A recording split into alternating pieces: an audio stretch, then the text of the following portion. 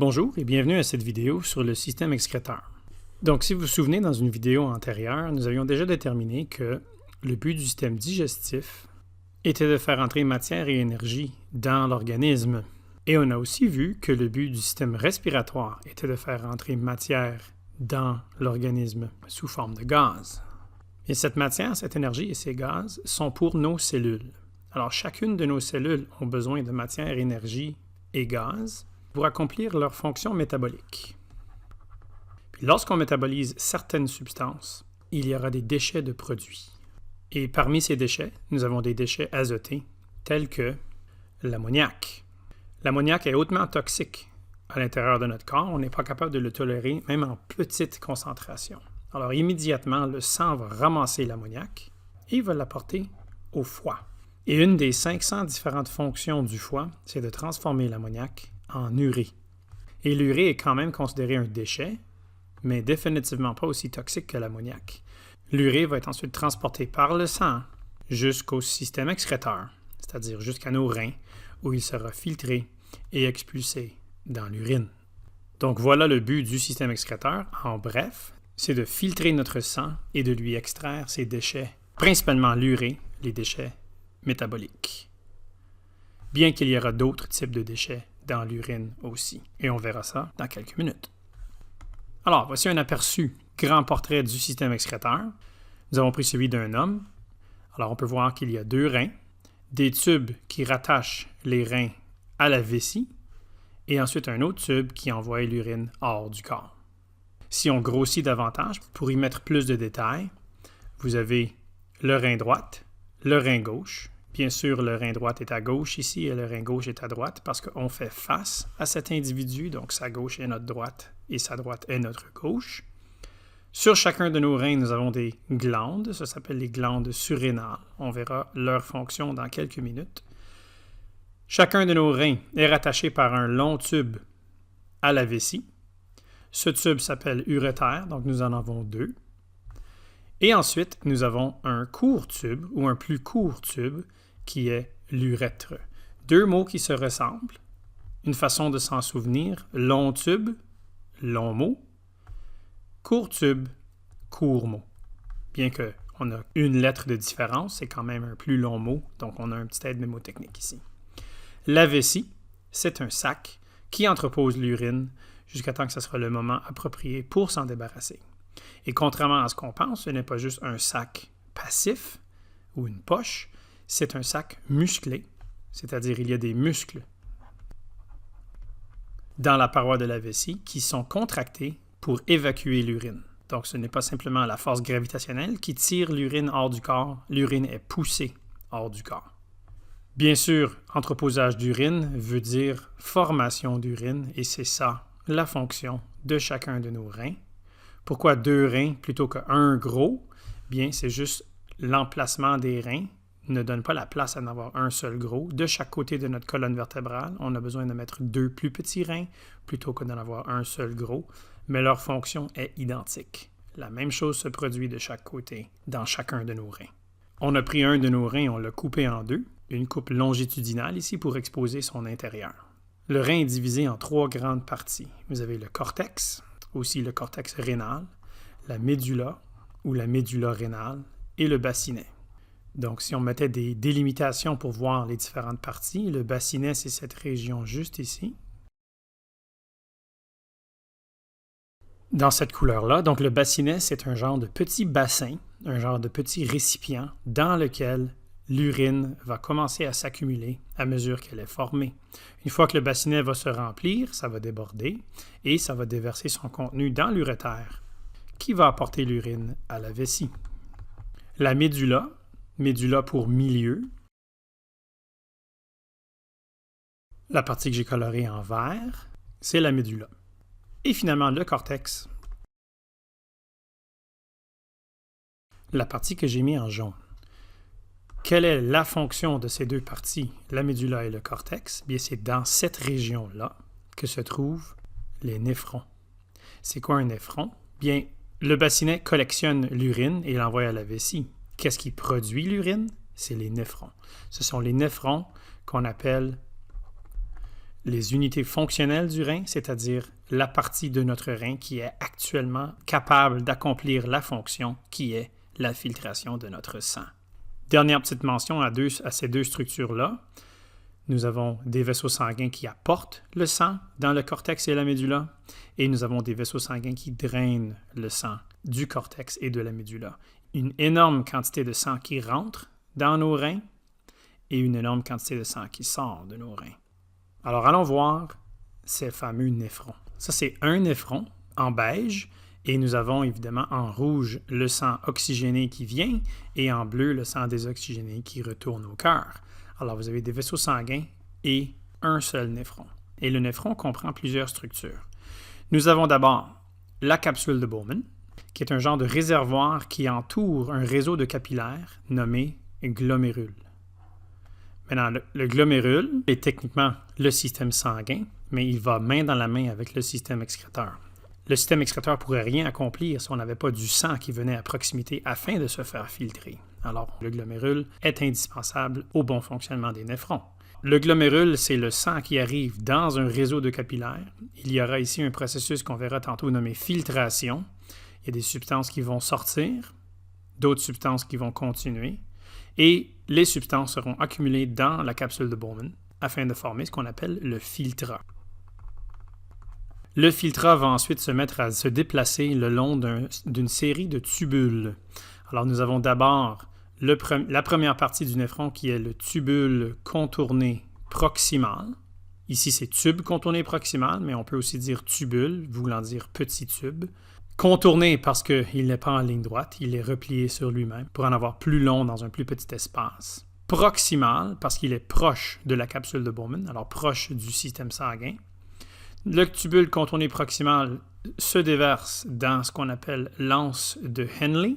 Henle ici étant le nom d'un individu, donc il devrait avoir une majuscule. Et ensuite, l'anse de Henle va se déverser dans un autre tubule contourné. Celui-ci, il est loin de la capsule de Bowman, donc il est appelé le tubule contourné distal, distal voulant dire loin de. Alors, un qui est proche de la capsule de Bowman ou proche du système sanguin, et un qui est loin ou plus loin du système sanguin. Le tubule distal va déverser son contenu dans un tube rénal collecteur. Ce tube collecteur collectionne de l'urine venant d'autres néphrons. Alors, c'est pour ça ici que ça a l'air à un arbre qui a des branches coupées. Le tube collecteur ramasse de plusieurs autres néphrons. Et ensuite, le contenu de ce tube collecteur va être acheminé vers le bassinet. Et on sait tous que le bassinet va se remplir et va ensuite envoyer son contenu à la vessie. Donc, les substances qui sont acheminées au bassinet sont essentiellement en route vers l'extérieur du corps et c'est ce qu'on appelle l'urine. Donc, le néphron, étant l'unité fonctionnelle du rein, accomplit 3 grandes fonctions. La filtration, filtration du sang. La réabsorption, réabsorber veut dire absorber de nouveau. Et la sécrétion, qui veut dire relâcher des substances. Donc, commençons d'abord avec la filtration. Où dans notre néphron se produit la filtration? C'est dans cette région juste ici. C'est un travail combiné entre le glomérule et la capsule de Bowman.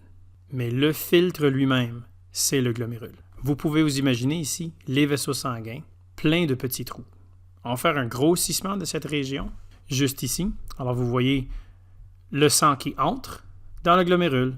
C'est un réseau de capillaires. Donc c'est les plus petits vaisseaux sanguins que le corps peut avoir. Une seule cellule d'épais, ce sont des vaisseaux sanguins qui ont une job majeure qui est de faire un échange entre eux-mêmes et les tissus voisins. Alors quand le sang va rentrer dans le glomérule, vu qu'ils sont pleins de trous, et vu que la pression sanguine ici, elle est à peu près 3 fois plus élevée que dans les capillaires ordinaires, il y a beaucoup de substances qui vont être poussées hors des petits trous, comme on peut voir par la flèche ici.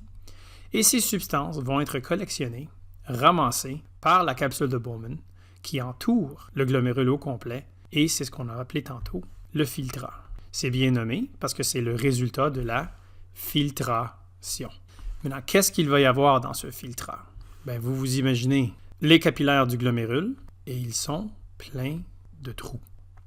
Donc, toute substance qui est relativement petite va sortir de ce trou et s'accumuler dans la capsule de Bowman pour former le filtrat. Qu'est-ce qu'il pourrait y avoir dans ce filtrat? Bien, il peut y avoir de l'eau, il peut y avoir du glucose, il peut y avoir de l'urée et il peut y avoir toutes sortes de différents ions. Parmi ces substances, il y en a qu'on aimerait bien qui s'en vont dans l'urine, il y en a d'autres qu'on ne veut pas voir s'en aller dans l'urine. Alors, quelle substance, selon toi, devrait s'en aller dans l'urine? L'urée et l'eau. On va mettre en jaune ici, couleur urine. Ces substances-là, on veut les expulser.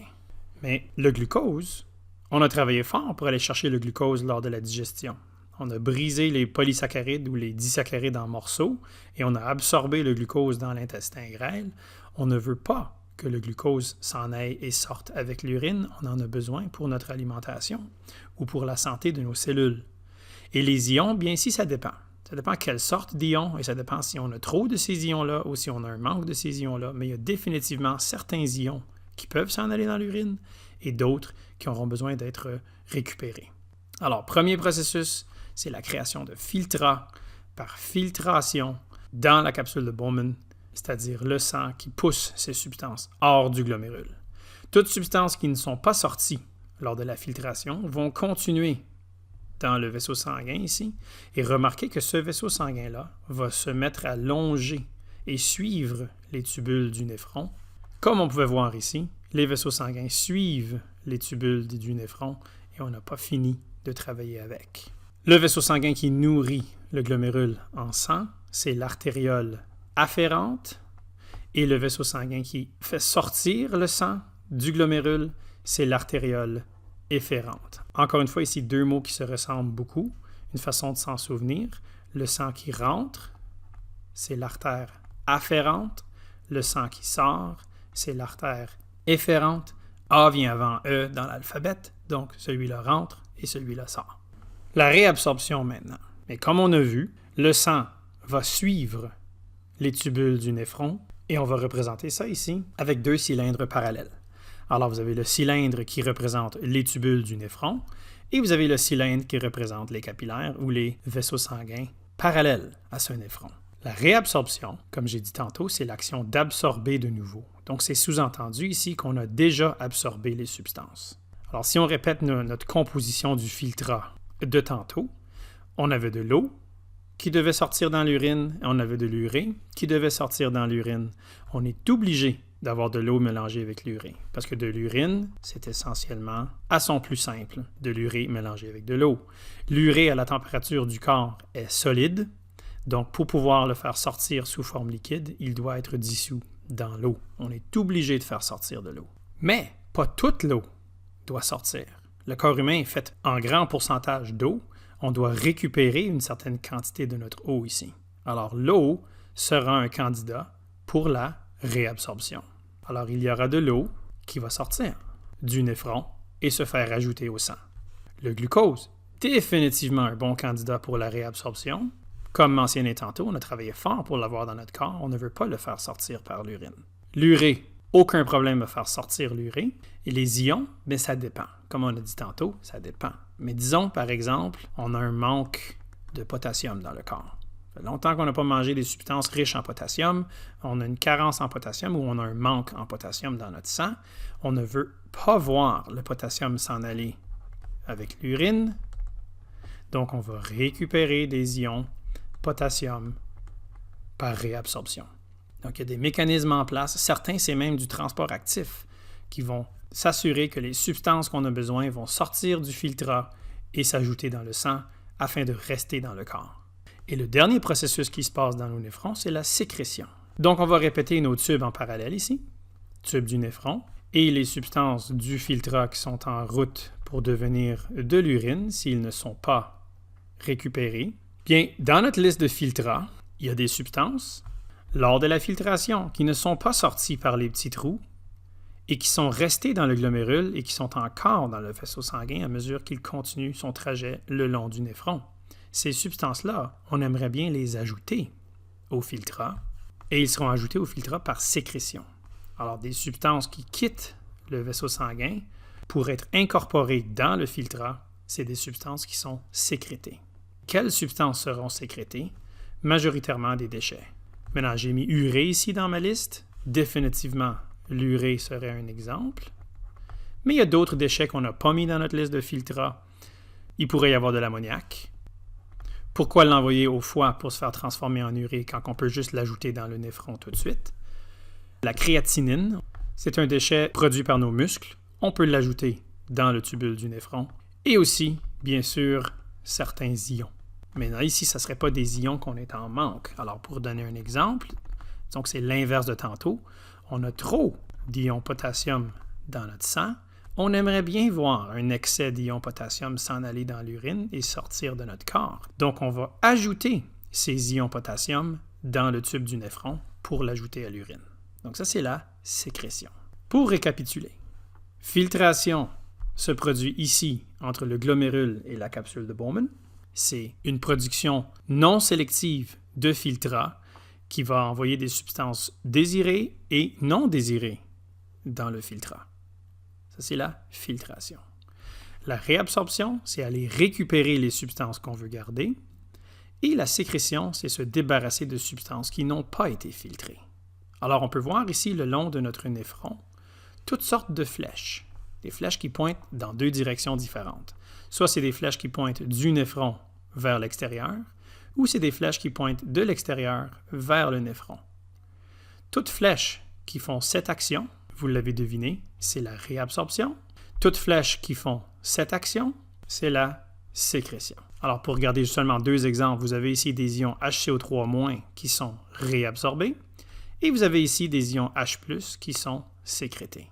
Qu'est-ce que ceci voudrait dire? Bien, ça voudrait dire, on a un manque d'ions HCO3- dans le corps. On veut les réabsorber afin qu'ils s'en aillent dans le sang et soient gardés dans le corps. Tandis que ici, dans cette situation, on a trop d'ions H+ dans le corps. On veut les sécréter, les ajouter au filtrat pour qu'ils s'en aillent éventuellement dans la vessie et sortir du corps. Les flèches rouges, c'est du transport actif. Les flèches bleues, c'est du transport passif. Donc, les flèches rouges veulent dire que c'est tellement important de soit récupérer ou se débarrasser de ces substances-là qu'on va dépenser de l'énergie pour le faire. Alors ici, dans ce scénario, on conserve HCO3-, NaCl, H2O, glucose, potassium, NaCl de nouveau dans le tubule quand on est distal, de l'eau, d'autres ions HCO3-, on récupère d'autres sels, même de l'urée. Stressez-vous pas trop avec les détails ici, il y a de l'urée qui peut être réabsorbée. Si cette urée n'est pas réabsorbée, ça va débalancer toutes les concentrations ici et ça va déboussoler toute la production d'urine. Maintenant, il y a des substances qui seront sécrétées, des ions H+, de l'ammoniac, des ions potassium, des ions H+, encore, etc. Donc ça, c'est ce que vos néphrons font toute la journée pour vous garder en vie. Et dans chacun de nos reins, on a à peu près 1 million de néphrons.